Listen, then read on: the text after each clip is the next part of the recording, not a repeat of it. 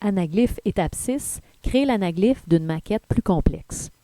Alors, vous voulez complexifier votre objet de départ en ajoutant, par exemple, un autre objet qui ne touche pas au premier objet ou en complexifiant le premier. Comment faire? Vous allez dans le graphique, l'outil de visualisation, puis créer votre deuxième objet directement dans cet outil. Par exemple, moi, j'ai créé un cube qui ne touche pas à la pyramide. Pour arriver à faire l'anaglyphe de ce deuxième objet, vous allez dans... je vais vous montrer le résultat attendu, en fait. Vous allez insérer un nouvel objet qui s'appellera cube 0 en dessous de pyramide 0.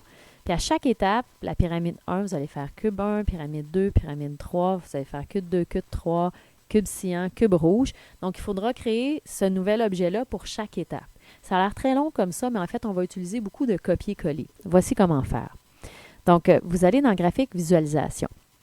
Sélectionnez votre nouvel objet à partir du titre et en sélectionnant aussi une ligne vide en dessous de l'objet. OK, ça va être important pour la suite. On fait copier. Allez dans votre fichier où il y avait uniquement le premier objet. Placez-vous une ligne en dessous de la pyramide 0 ou de l'objet 0.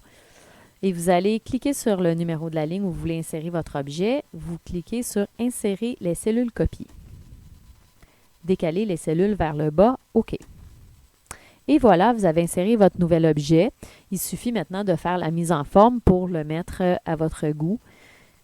Alors, comme ceci, j'ai refait la mise en forme qui ressemble à la mise en forme de mon premier objet.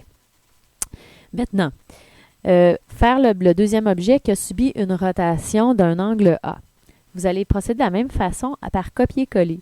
Je vais sélectionner pyramide 1 avec une ligne de vide en dessous. Je fais copier. Je me place à la place de pyramide 2 parce que c'est là que je vais insérer mes cellules. Insérer le cellule copier. Et décaler vers le bas, OK.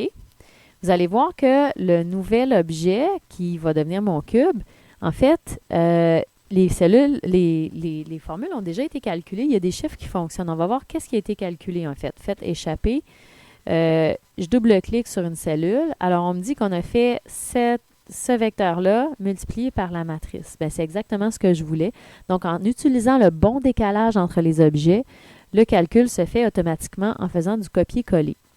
Mais pour que ça fonctionne bien, attention, la matrice de rotation devait avoir une référence absolue qui était à la fois sur les lignes et sur les colonnes. Donc, regardez les signes de $. Bref, il me reste à changer ici le nom de l'objet. Donc, au lieu de pyramide 1, je vais mettre cube 1. Ensuite, le cube, évidemment, n'est pas complet puisque ça allait jusqu'ici. Alors, il faut que j'aille... je peux déplacer mon graphique. Je vais aller recopier vers la droite tous les points pour que ça suive. Oh, pardon, c'est pas à cet endroit-là, c'est ici. Donc, pour mon cube 1, je recopie vers la droite jusqu'ici. Et voilà, c'est les données du cube 1, donc qui a subi une rotation. Je fais exactement la même chose pour avoir mon cube 2, mon cube 3, mon cube cyan et mon cube rouge. Quand ce sera complété, c'est sûr que le cube n'apparaîtra pas automatiquement sur le graphique. Pour aller l'ajouter, on fait bouton de droite, sélectionner des données, et vous allez ajouter cube cyan en allant sélectionner les bonnes données aux bons endroits dans votre tableau. Voici pour comment ajouter un deuxième objet.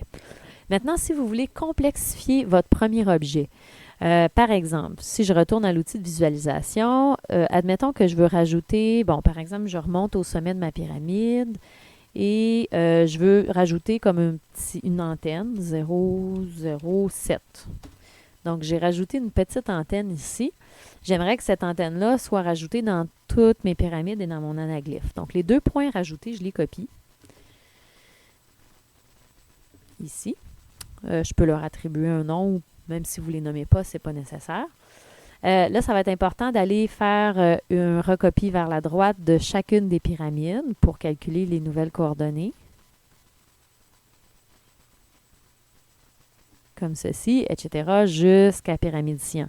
Encore une fois, votre graphique ne sera pas ajusté automatiquement.